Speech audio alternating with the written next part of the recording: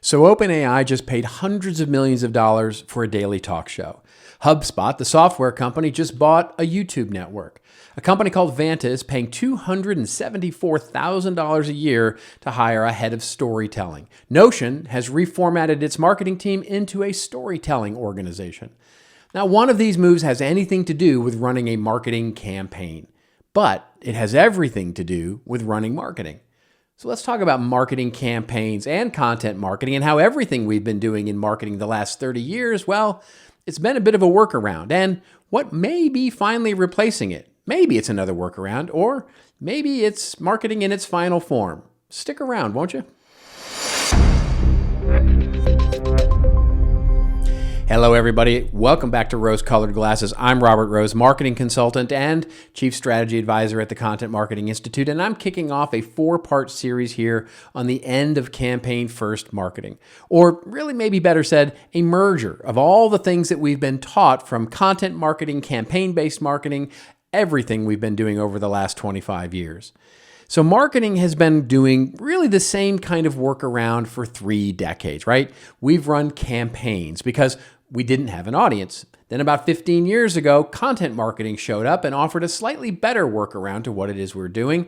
And now 3 years into the AI moment, and smart companies are finally starting to do, well, the actual job, including, weirdly, some of the most forward-looking AI companies out there that are meant to replace those of us in marketing and content. Anyway, let's quickly go back in time. So have you ever noticed how marketing's vocabulary is mostly built on war footing, right? Campaigns, we have tactics, we target buyers, we have fronts. I mean, even the word slogan comes from the Scottish Gaelic for battle cry. We borrowed all of it from the military in the way of advertising, right? And we never put it down. But there was a logic to it, right? When the primary, maybe only way to reach a buyer was to rent attention from somebody else's distribution, a magazine, a TV ad on the network, a billboard, well, a campaign was the right organizing unit. Concentrate the spend that you would like on your best military assets, of course, target and hit that audience, measure the lift, move on to the next battlefront and the next campaign. Marketing's job was to get in front of strangers and make them less strange. And that worked. Until, of course, it stopped working as well as it could. Campaigns were largely a workaround for the fact that we didn't have direct access to an audience. Then, about 15 years ago, the internet handed us a fix, right? Search, blogs, newsletters, podcasts. Suddenly, we could build subscribed audiences directly, inform them, entertain them, engage them, stop the push campaigns, and create pull audience, an inbound approach, if you will. We adopted the vocabulary of media companies, subscribers, programming, newsrooms, content studios, editorial strategies. They would come to us. A bunch of us figured this out and started running with it, and we built content marketing. Red Bull built a studio, Salesforce built a trailhead, Arrow Electronics acquired an entire publishing house, HubSpot built all kinds of things. All kinds of businesses turned to content marketing and media-oriented language to really pull in and offer an alternative to campaign-based marketing. And it worked until it started to not. And this is the part that, well, we're just starting to realize. Content marketing was also kind of a workaround, right? The owned media engine ran on the side of campaigns, separate. The two coexisted. Content marketing was always kind of the weird cousin at Thanksgiving, right? Always invited, but never really trusted to stay sober. It was the in addition to. It was never the actual operating model of marketing. We were still running campaigns. We just had a blog now. And most importantly, it all depended on our visibility, traffic, and the ability to make our owned media platforms as important as one of our products. And then, before we even finished, well, AI showed up. Now organic traffic is declining. Over the last few years, B2B customer acquisition costs, they've roughly doubled. Display ad CTRs, click-through rates, well, they're a fraction of what they used to be. 45% of buyers now use AI for their initial research. 67% say they want a rep-free experience, which is a very polite, business-friendly way of saying, yeah, I don't want to talk to your people. So this is where it gets really interesting. We're seeing a new model start to appear. Maybe it's not as much a new model as much as it is a merged version of our two workarounds, right? At its surface, it kind of looks like a resurgence of content marketing, the media operation, but it is different. Smart businesses are really turning themselves into media businesses, but they're also merging with the idea of the rented land idea to find niche communities that are still centers of gravity and show up in those niche communities, even if we don't own them. So HubSpot, for example, bought Futurepedia as a platform for AI practitioners. OpenAI bought the TBPN podcast, which for the record is a daily chat show in the venture and tech, well, very specific venture and tech. Let's call them aficionados to be kind there. Vanta is paying $274,000 for a head of storytelling. The Wall Street Journal had a feature on storytelling and counted 469 mentions of storyteller or storytelling on earnings calls, which were up from 147 a decade ago. Now, down at the operational level, smart organizations are naming editors along with their storytellers, planning their paid earned distribution campaigns or content distribution right with their content practitioners creating owned content. And that raises the question, is this content marketing's final form, or is this just the next workaround? I think it might be the emergence of a new merger, right? The more modern approach to marketing that we might call content-led marketing. So what does this content-led marketing, what does it even mean? Well, let's roll with it here just for a second. So 3 years ago, when generative AI first got loose, everybody in our world started to make the same level of predictions. Content was about to get Napsterized, right? Flooded, devalued, drowned in machine output. And the news came every single day. Wow, sky is falling. Brands would stop investing in editorial. We'd all be reduced to prompt engineers. Except that's not what's happening, right? The opposite kind of happened. AI just raised the bar. Again, like every other technology before it, now AI raises the bar on what it means to create and operate with differentiated content strategy. Here's why. When our audiences search for something now, they don't click on 10 blue links. They ask ChatGPT or Perplexity or Claude or some AI inside their CRM, and an AI hands them an answer. Now, to be the answer, or cited as the answer, that's one thing, right?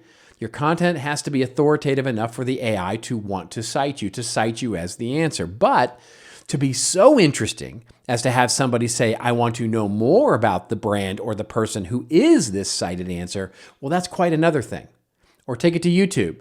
To get recommended on YouTube, your content has to be distinctive enough that a creator wants their audience to see it, or it breaks through the sea of thumbnails, paid or otherwise, getting in front of those folks to reach that intended audience. That's one thing. But to get that YouTube video to spur a visit to you, it's quite another.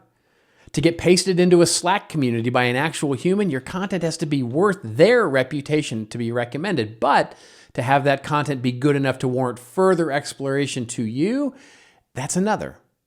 It's a higher bar than good enough to rank for long tail keywords used to be. So AI didn't kill content. AI made editorial weight the only thing that starts to travel among communities.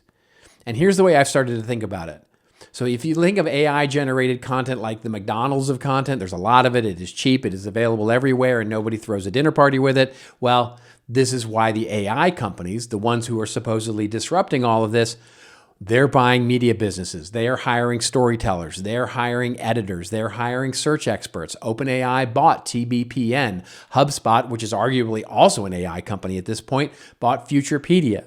They are not buying these properties for the audience members. They are buying for editorial position inside of specific rooms, specific communities.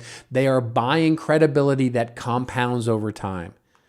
Here's the thing about that credibility that compounds. You can't manufacture it, right? You can't manufacture it from a cold start in a quarter. You have to either build it slowly over years, or you can buy your way into it, into those communities, and then earn your place of keeping yourself there. The people who can afford to buy are buying. The people who can't are realizing they've got to start building. And the people who don't realize either of those things are still running those blind campaigns. For years, I've described content marketing as becoming a trusted source of interesting things. I always emphasize the word source, as in our newsletter, our blog, our podcast, the source of interesting things. The thing they come to, and that was the right idea at the time, but the word source it's kind of changed shape just slightly in 2026. The trusted source isn't a single property anymore. It's the brand and its people, moving from one community to another and earning and adding value to those communities within it. Plural. The trusted source has gone plural. And your job, if you accept this assignment, is to be the trusted source in many places at the same time. And that means content-led marketing is actually two things stitched together. One, an owned media operation, the newsletter, the podcast, the editorial calendar, the IP that you control, the content that is differentiating you. And two, a distribution strategy into other people's rooms, paid placements, creator partnerships, acquisitions, earned positions in communities, sponsorships, show appearances, the whole campaign era distribution playbook applied to content, not to ads. This is the part where the org chart starts to scream, right? Because most marketing org charts, well, they're designed to plan campaigns, run campaigns, measure campaigns. They were not designed to operate as a media business that works with distribution. So if you want to make this shift, here are kind of 4 top-level moves you can start to look at. The first, audit your language. Listen to the next planning meeting, right? If everybody keeps saying campaign, campaign, campaign, that's the operating model. We've already been down that road. Try a quarter where what campaigns are we running becomes what audiences are we serving and what are we publishing for them to serve them? And watch how the room might change in 20 minutes. 2, got to name an editor, not a writer, an editor whose entire job is to own the calendar, hold the line on quality, and decide what gets published to whom, the storyteller, if you will. That's a team. That might be you. If nobody has that title, then nobody is doing that work. And no, your VP of marketing is not also doing it. They don't have time. Editing and making sure that we curate the right stories out to the distribution is the role of an editor. 3, and this is the key of that editor, plan distribution alongside content. Start thinking where and start thinking story first and then where that we want to do things.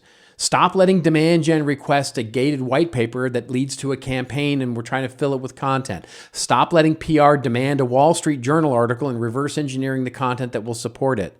In a content-led model, every piece of content gets a distribution brief at conception. Where is it going to land? How do we earn placement? Where do we pay? How does it travel from one room to the next? And 4, stop measuring content like advertising. Yeah, last click attribution will tell you every single time that content doesn't work, and it's lying to you. It cannot see the asset that contributed to a deal 6 months after publication. It cannot see the trusted position that took 2 years to earn. Build a measurement model that accounts for influence or stop measuring it entirely. Those are the 4 moves, and they're easier said than done, I get it, and I will tell you from experience that every single one of them will involve at least one painful conversation with somebody in your organization who really likes to do the content container first and figure out the content in it later. Oh, by the way, this is the thing I work on with my clients in my consulting practice every single day. Auditing the language, helping to hire for that editor role, building the measurement framework to help leadership make the case to their boards. And if you're staring down this transition and you'd like help thinking it through, well, the link is in the description. The link to the full post is in the description, and I'd love to talk with you. So we come back to the question that we started with. Why is OpenAI buying a daily podcast? Why is Vanta paying $274,000 for a head of storytelling? Why is HubSpot really a media company now? Because the workaround to the workaround is fading. The campaign was a workaround for not having an audience. Content marketing was a workaround for not having an operating model. Content-led marketing might be marketing's final form, or of course, it might be our next workaround that some marketer in 5 years is going to diagnose with the same energy I'm using right now to diagnose this. What I know now is that this is the discipline the moment is really asking for, and meeting the moment as honestly as we can, that's always the job of marketing. So go meet it. Audit your language, name your editor, plan your distribution, stop measuring like an advertiser. The article version with all the data and the citations, as I mentioned, is linked in the post, and it's your story. Tell it really well. I will see you next week where we talk about operations and all kinds of things with this content-led marketing model. See you next week.